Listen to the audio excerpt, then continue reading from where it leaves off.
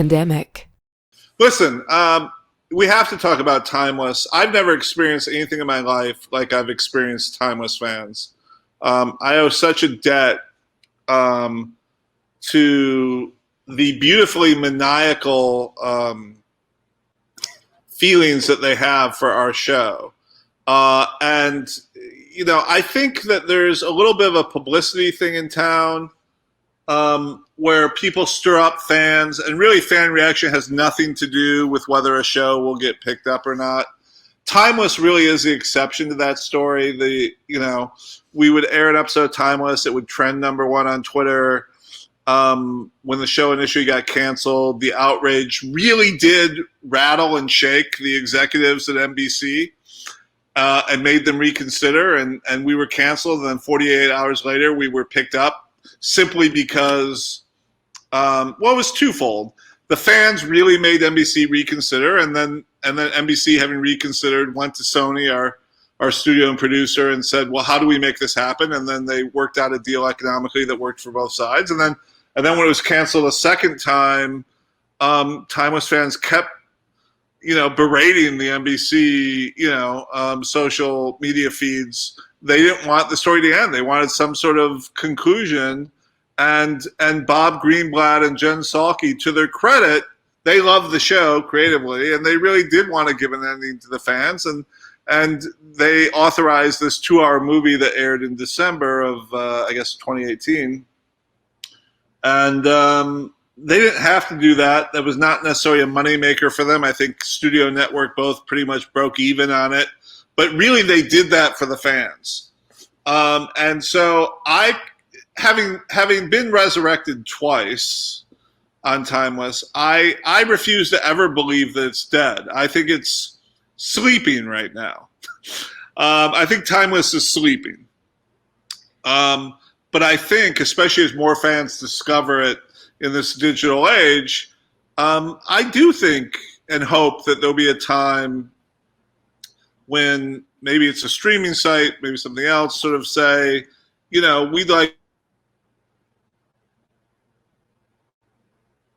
fans will turn out for this, and maybe it'll just be a movie. Maybe it'll be a 2-hour streaming movie, or maybe it'll be just a 4-episode thing. Maybe it'll be sporadically every few years, or maybe it will never happen, because I always hate to overpromise to fans and underdeliver.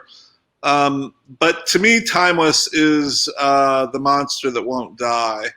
And I've been so kind of moved and inspired by the passion that Timeless fans have for the show. And, I know that Eric Kripke and I and the actors, we would be more than willing to, resurrect it in some form, if the appetite was there at some point.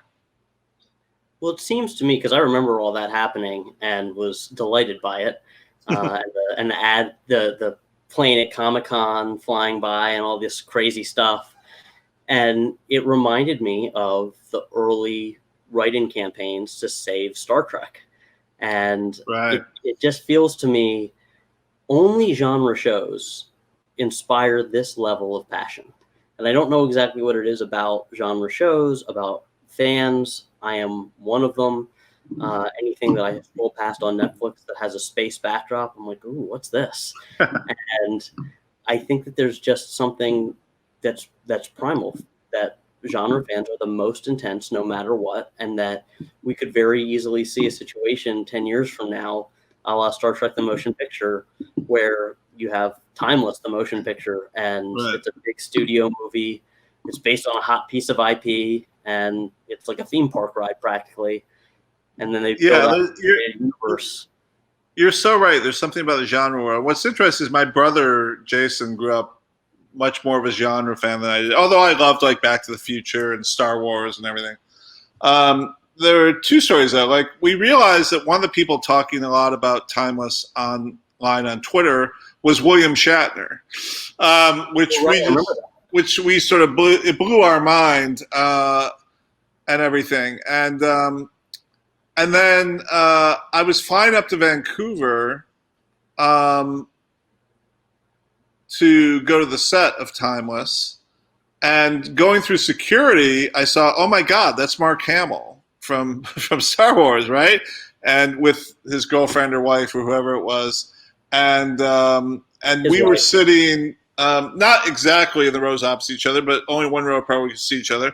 And I was just sitting there, sort of doing my work, and I hear him and his significant other start talking about Timeless, or he heard me. Oh, I think what it was my seatmate was, because I usually don't talk to people on planes unless they talk to me, but this seatmate was particularly curious. Like, oh, who are you? What do you do in life and everything? I was like, oh, I'm a writer. And, oh, what do you write for? Well, I write for TV. Oh, well, what TV do you write for?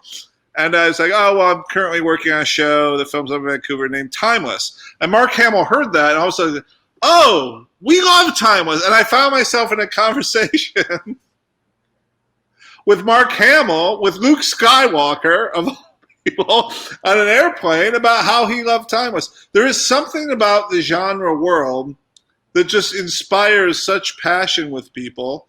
I don't fully understand it, but God, I love it with Timeless. And there's something about these shows that transport you away from what sucks about this corporal life we live in, and transports you to someplace better, and you don't want that better place to go away. And I remember I was so young when Star Trek was canceled. I certainly don't remember it, and I discovered Star Trek in repeats later on. But there's something about those shows, as opposed to cop shows or other things, that people can acknowledge, oh, I really enjoyed that, but it's not something that feels essential in my life. And there's lots of people for whom Timeless felt essential in their lives. It's interesting because I've thought about this a lot as a diehard genre fan, and I think that there's something. It fills a space, especially in a modern secular society, almost of religion and myth. And that when you look at the Marvel movies doing as well as they do, and you look at all of the top box office movies almost, even adjusted for inflation, with the exception of like Gone with the Wind and Titanic, which are historical epics, and most of the things that make the most money, that have the most passionate fans, that stand the test of time for hundreds of years. I mean, going back to Shakespeare, and before that to the Odyssey, and before that to the Bible. They're genre stories. The Bible is the original, like, can we have like a genre element, something that's like larger than life? Like, we want to have some major powers. And I think that there's just something primal in humans that need myth, and that genre fills that. And that Timeless, particularly, I know certainly for me, like it fills that, but in a way that feels a little bit more grounded with recent history and the world that we live in.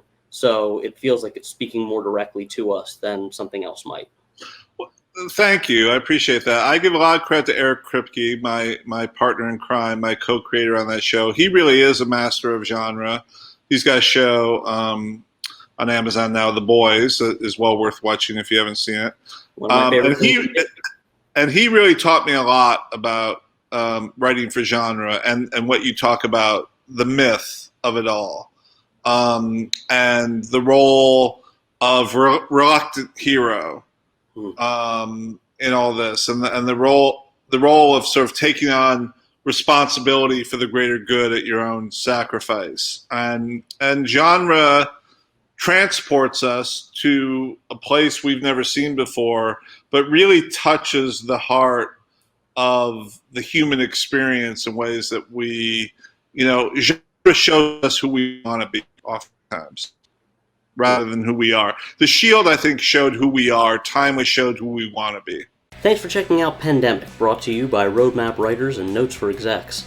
I'm Joel Silberman, and if you're interested in more intimate interviews with writers on writing, don't forget to like, follow, subscribe, and share. Thanks very much, and stay safe.